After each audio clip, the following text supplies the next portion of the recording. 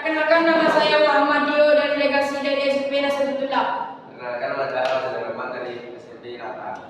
Perkenalkan, nama saya Fadila dari delegasi dari kelas 8 SMP. Pada komentar, puji syukur kami ucapkan dalam kehadiran Allah SWT atas segala rahmatnya sehingga makalah ini dapat tersusun. Sampai dengan selesai, tidak lupa kami mengucap terima kasih kepada guru pengajar biologi Ibu Istifa Wahyuni SPDI yang telah memberi waktu kepada kami untuk menjelaskan tugas makalah. Menulis sangat berharap semoga makalah ini dapat menambah pengetahuan dan pengalaman bagi membaca. Bahkan kami terhadap lebih jauh lagi agar makalah ini bisa membaca praktekkan dalam kehidupan sehari-hari. Bagi kami sebagai penyusun merasa bahwa masih banyak kekurangan dalam menyusun makalah ini karena keterbatasan pengetahuan dan pengalaman kami. Untuk itu kami sangat mengharapkan trik-trik dan saran yang membangun dari membaca demi kesempurnaan makalah ini. Bab 1. Pendahuluan. Latar belakang. Sistem peredaran darah pada manusia. Sistem peredaran darah adalah suatu sistem organ yang berfungsi memindahkan zat dari sel ke sel. Sistem peredaran darah manusia merupakan suatu sistem pemindahan nutrisi dan zat tertentu melalui sistem peredaran darah terjantung ke seluruh sel organ dalam tubuh dan begitu pula sebaliknya. Bagian dari sistem sirkulasi yang mengangkut darah ke seluruh tubuh adalah pembuluh darah. Pembuluh darah terdiri atas pembuluh nanti dan pembuluh balik. Pembuluh darah yang bercabang berbentuk pembuluh yang lebih halus yang disebut pembuluh kapiler. Percambangan antara pembuluh darah besar dengan pembuluh darah kecil membentuk sebuah sudut yang terbentuk pada percambangan pembuluh darah akan mempengaruhi aliran darah pada tubuh. Selain sudut percambangan pada pembuluh darah mengakibatkan jari-jari pada masing-masing pembuluh berbeda. Pada tahun 1878 Wilhelm Imam membahas hubungan antara sudut dan jari percabangan pembuluh darah dengan menggunakan beberapa prinsip sederhana. Untuk memperoleh hasil dari akan diturunkan model percambangan pembuluh darah menulai eksplorasi yang dikasih oleh John Hart dalam modelkan masalah percabangan pembuluh darah. Hal pertama yang menjadi perhatian adalah sifat alami dari fluida Newton. Memodelkan jenis fluida sederhana dengan menganggap fluida tersebut terdiri dari lapisan-lapisan lipis yang saling bergesekan suatu sama lain sehingga menghasilkan resistensi hambatan pada arus fluida. Tingkat resistensi suatu fluida diukur berdasarkan viskositas dari fluida tersebut. Semakin besar viskositas suatu fluida, maka semakin besar tingkat resistensi yang terjadi pada fluida tersebut. Fluida yang viskositasnya tidak dipengaruhi oleh gaya yang bekerja pada fluida tersebut disebut sebagai fluida Newton. Sebaliknya, jika viskositasnya dipengaruhi oleh gaya yang bekerja, maka fluida tersebut disebut fluida non-Newton. Pada penelitian ini akan diturunkan model percabangan pada pembuluh darah sehingga diperoleh sudut optimal agar darah dapat mengalir dengan lancar dalam pembuluh darah. Selanjutnya akan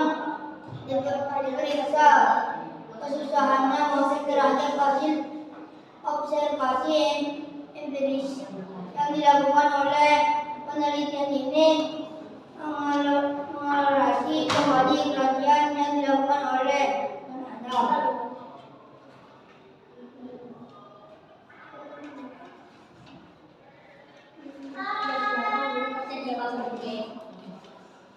Rumusan masalah. 1. Apa yang dimaksud dengan darah? 2. Bagaimana cara kerja trombosit? 3. Apa saja kelainan dan gangguan pada sistem peredaran darah? Tujuan: 1. Pembaca dapat memahami cara kerja darah. 2. Membaca dapat memahami bagian-bagian peredaran darah. 3. Pembaca dapat mengetahui kelainan dan gangguan pada sistem peredaran darah. Bab 2. Pembahasan. Sistem transportasi pada manusia terdiri dari sistem peredaran darah dan sistem peredaran darah bentang sebelah. Sistem peredaran darah pada manusia terdiri atas darah dan alat peredaran darah. Darah terdiri dari bagian yang berupa cairan dan bagian darah berupa sel-sel darah. Alat peredaran darah ini terdiri dari jantung dan pembuluh darah. Pembuluh darah meliputi pembuluh arteri, pembuluh vena, dan pembuluh kapiler. A. Darah apakah yang sebenarnya disebut dengan darah? Darah adalah cairan tubuh yang terdapat di dalam pembuluh darah. Darah terdiri atas cairan atau plasma 55% dan sel-sel darah 45%. Umumnya volume darah manusia lebih kurang 8% dari berat badannya. Para orang dewasa yang beratnya 65 kg, volume darahnya lebih kurang 5 liter. Plasma dari plasma darah pengguna dalam pengaturan dengan hemosis. Darah sehingga dengan sendirinya jumlahnya darah tubuh akan diatur, misalnya dengan proses ekspresi. Plasma darah juga bertugas membawa sari-sari makanan, sisa metabolisme, hasil sekresi, dan beberapa gas. Pada manusia, plasma darah mengandung sekitar 92% air, protein, dan senyawa organik lainnya. Disebut protein darah terdiri atas albumin, albumin, dan protein pembentuk darah. Molekul ini cukup besar sehingga tidak dapat menembus dinding kapiler. Plasma darah yang tidak mengandung protein menggumpal darah, misalnya fibrinogen dan trombin, disebut serum. Dalam serum terdapat antibodi, yaitu protein dibahas dalam bab sistem pertahanan tubuh yang membantu melawan infeksi. B. Butiran darah. Butiran darah terdiri atas eritrosit, leukosit, dan trofosit. Eritrosit atau sel darah merah berfungsi untuk mengangkut oksigen. Leukosit atau sel darah putih berfungsi untuk membunuh bibit penyakit. Trofosit atau kopi darah berfungsi untuk membarukan darah. Sel darah merah. Sel darah merah eritrosit. Sel darah merah eritrosit berbentuk pipih dengan garis tengah 67,5 eritrosit cekung di bagian tengah, biskop, dan tidak berhenti setiap 1 mm. Darah mengantung lebih kurang 5 juta sel darah merah. Sel darah merah mengandung hemoglobin. Hemoglobin atau zat warna darah adalah suatu protein yang mengandung unsur zat besi. Fungsi utama Hb adalah mengikat oksigen. Oksigen tersebut diangkut dari paru-paru diedarkan di seluruh sel tubuh. Hb yang telah mengikat oksigen membentuk oksihemoglobin. Hb yang mengikat oksigen akan berwarna merah. Jarak sebaliknya, jika mengikat karbon dioksida, Hb berwarna merah. Tua keumuman. Secara sederhana dapat dikatakan bahwa di paru-paru terjadi reaksi antara oksigen dengan hemoglobin sebagai berikut. Sel darah merah dibentuk oleh sum-sum merah tulang pada tulang pipa dan tulang pipi. Pada saat fetus di dalam kandungan, sel darah merah dibentuk di dalam hati dan limpa. Sel darah merah berumur lebih kurang 120 hari dari kemudian menjadi usang. Sel darah putih. Sel darah putih, leukosit. Sel darah putih tidak mempunyai bentuk, tetap tidak mempunyai Hb, dan umumnya tidak berwarna. Sel darah putih ukurannya lebih besar daripada sel darah merah dan mempunyai inti sel garis tengahnya antara 9 atau 15 dalam setiap meter. Dalam terdapat sekitar 8.000 sel dari darah putih. Fungsi utama darah putih adalah untuk melawan kuman yang masuk ke dalam tubuh dan untuk membentuk zat antibodi. Cara mengatasi kuman sel darah putih ada yang bersifat fagosit dan ada yang berupa limfosit. 1. Fagosit. Yang dimaksud fagosit adalah monosit, fasofil, eosinofil, neutrofil. Fagosit bergerak mirip amoeba dan dapat keluar melewati dinding kapiler menuju jaringan sekitarnya.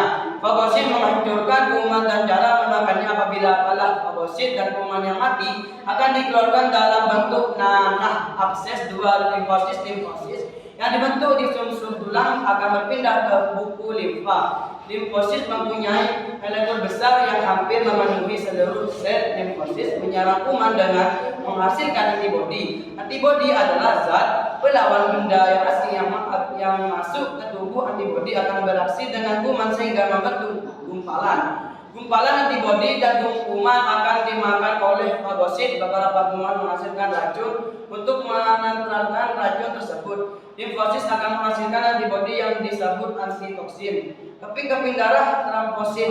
Apabila tubuh terluka, sesaat kemudian darah akan membeku. Darah dapat membeku karena di dalam darah terdapat keping darah atau trombosit. Trombosit bukan merupakan sel, bentuknya tidak teratur dan tidak berhenti. Trombosit berukuran kecil dari setengah lebih kurang 24 pun dalam setiap milimeter, dari terdapat lebih kurang 25 atau 3000 darah untuk berproses sekitar 5-9 hari. Trombosit berperan dalam pembekuan darah. Apabila darah keluar karena terluka, maka trombosit akan pecah karena membentukkan dengan permukaan kasar dari pembuluh darah yang luka. Di dalam trombosit terdapat enzim yang disebut trombokinase atau tromboneplastin. Enzim trombokinase akan mengubah protombin calotrombin menjadi trombin karena pengaruh ion kalsium dalam darah.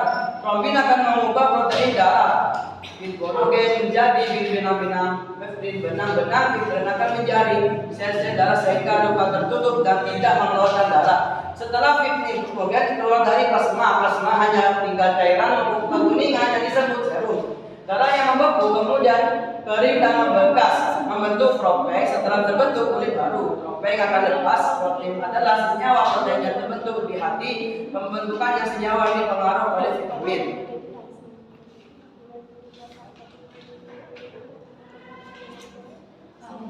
Oleh sebab itu, seorang yang kekurangan vitamin K darahnya sukar membeku apabila terjadi luka. Mengapa demikian? Untuk jelasnya, perhatikan bagian proses pembekuan darah tersebut. Proses perubahan trombin menjadi trombin dipengaruhi oleh suatu pembentukan ini dipengaruhi oleh protein antihemofilik. Jika secara genetik keturunan seorang tidak mampu membentuk protein hemofilik, maka jika luka darah akan susah membeku. Kelainan ini disebut homofilia. Jadi homofilia merupakan kelainan atau cacat imun. Fungsi darah seperti telah diuraikan di atas. Darah terdiri atas banyak komponen. Setiap komponen mempunyai fungsi tertentu sebagai berikut. 1. Sebagai alat pengangkut. A. Sel darah merah berfungsi mengangkut oksigen dari paru-paru ke jantung dan seluruh sel tubuh. B. Plasma darah pengangkut. 1. Salin makanan dari usus ke hati kemudian ke seluruh tubuh. 2. Karbon dioksida.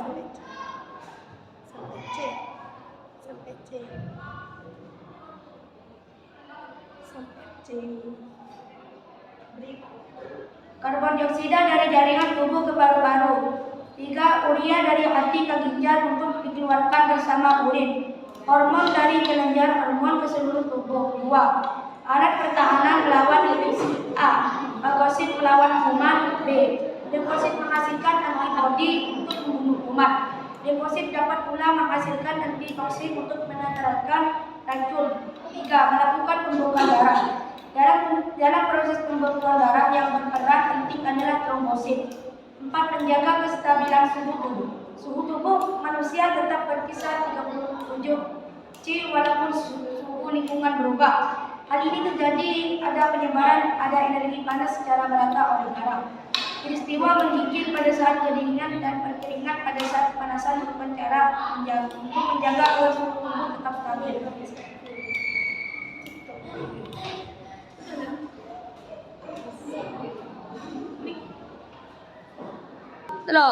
tangan masing-masing individu. Bagian dalam jantung terletak di dalam rongga dada agak ke sebelah kiri. Besar jantung kira-kira sekepelan tangan masing-masing individu. Bagian dalam jantung berongga. Jantung manusia terbagi menjadi 4 rongga, yaitu serambi kanan, serambi kiri, bilik kanan, dan bilik kiri. Dinding rongga jantung tersusun atas otot jantung antara serambi dan bilik dibatasi oleh suatu sekat yang berkatup. Katup yang sebelah kanan disebut kutub tricuspidales yang terdiri atas 3 kelopak atau puspa. Kutub yang sebelah kiri disebut katup yang terdiri bicuspidales yang terdiri atas 2 kelopak atau puspa. Katup tersebut berfungsi untuk menjaga agar darah dari bilik tidak mengalir kembali ke serambi. 2. Pembuluh darah. Pembuluh darah kita berada dalam pembuluh darah. Berdasarkan fungsinya, pembuluh darah dibedakan atas pembuluh nadi, arteri, dan pembuluh balik, vena. Arteri dan vena dihubungkan oleh pembuluh kapiler. Pembuluh nadi, arteri. Pembuluh nadi, arteri adalah pembuluh yang membawa darah keluar dari jantung. Umumnya, pembuluh nadi mengalirkan darah yang mengandung banyak oksigen. Pembuluh nadi terletak agak dalam dari permukaan tubuh. Dinding pembuluh nadi kuat dan elastis, terdiri dari 3 lapisan, yaitu lapisan luar, lapisan tengah, dan dalam. Lapisan luar tipis tapi kuat, lapisan tengah susun atas.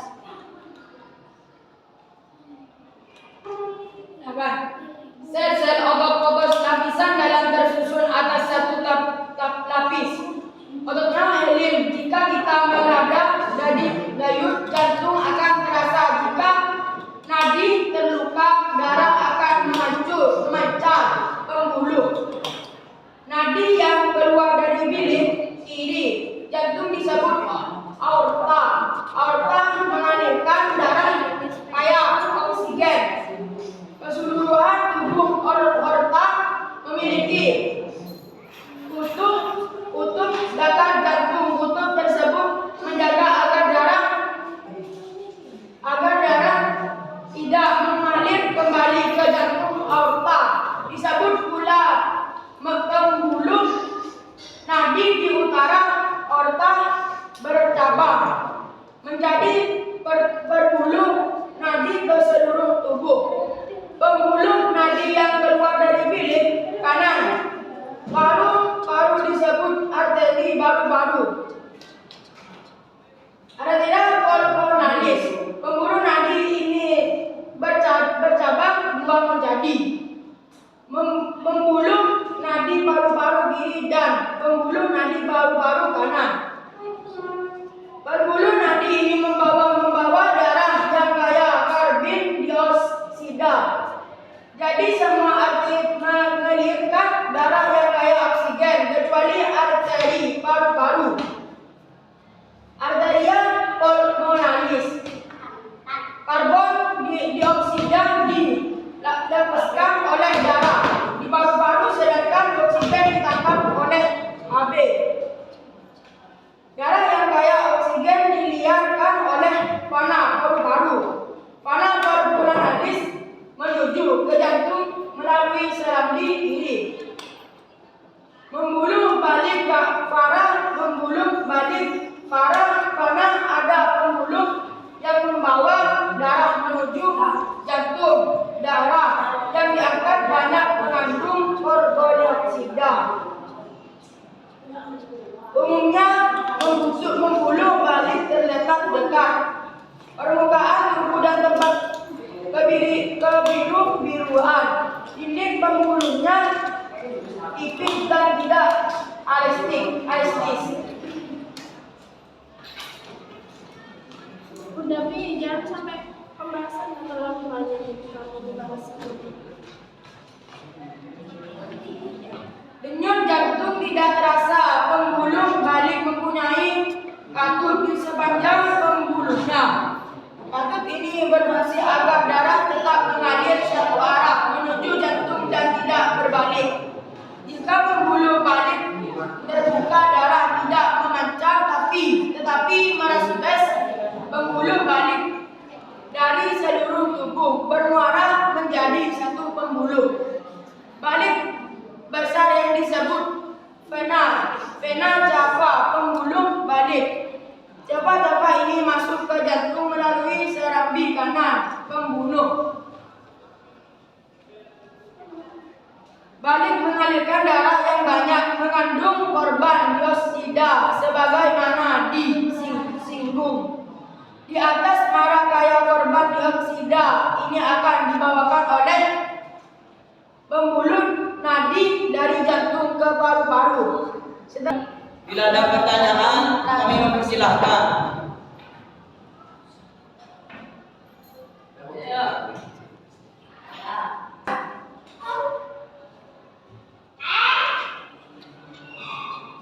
Assalamualaikum warahmatullahi wabarakatuh. Perkenalkan, nama saya Binatian dari kelompok 4. Saya akan bertanya kelompok 1. Apa yang dimaksud dengan sistem darah?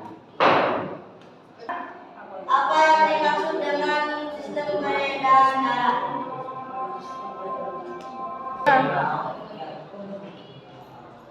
Apakah ada pertanyaan lain di kelompok lain?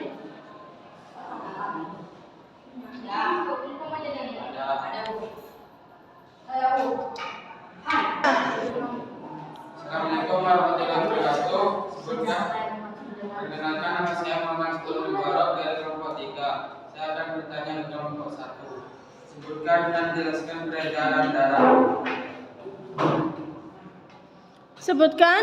Dan jelaskan peredaran darah. Apakah ada pertanyaan di kelompok lain?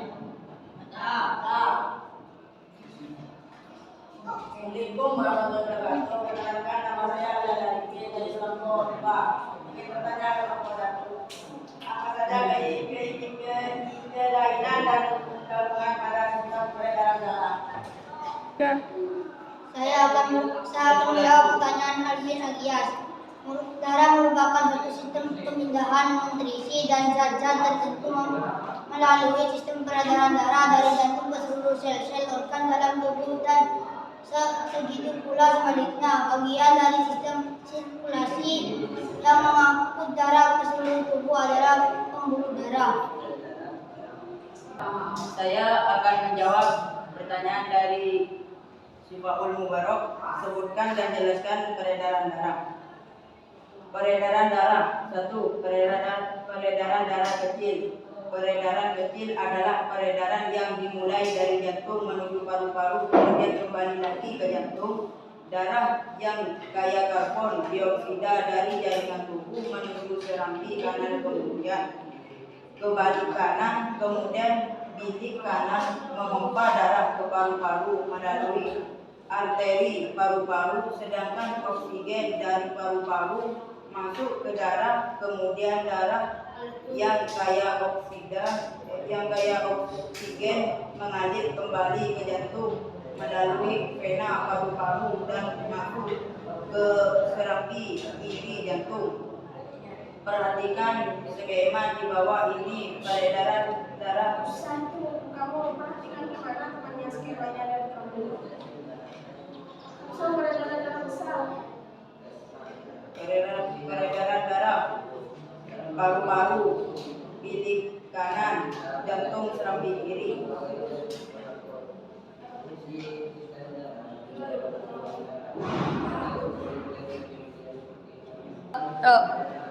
2. Peredaran darah besar. Peredaran darah besar ialah peredaran darah dari bilik kiri jantung ke seluruh tubuh, kemudian kembali ke serambi kanan jantung. Bilik kiri jantung berkontraksi memompa darah gaya oksigen. Darah tersebut keluar dari jantung melalui aorta, kemudian di seluruh tubuh, kecuali ke paru-paru. Pertukaran terjadi pada saat darah sampai di kapiler organ. Setelah mengalir melewati kapiler, darah menjadi kaya karbon dioksida. Darah tersebut diangkut oleh vena cava masuk ke serambi kanan seluruh tubuh, bilik kiri, jantung, serambi kanan.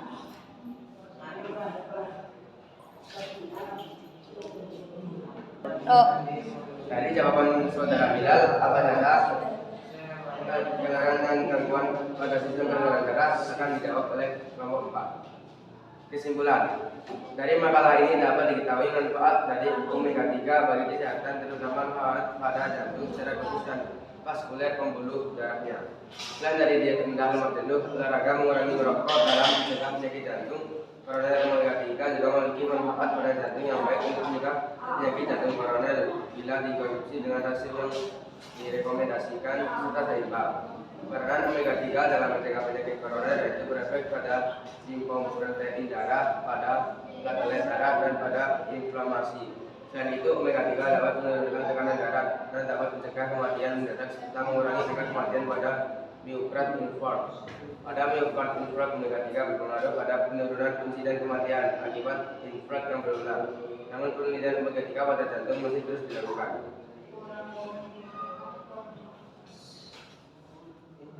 Telok. Kami akhiri.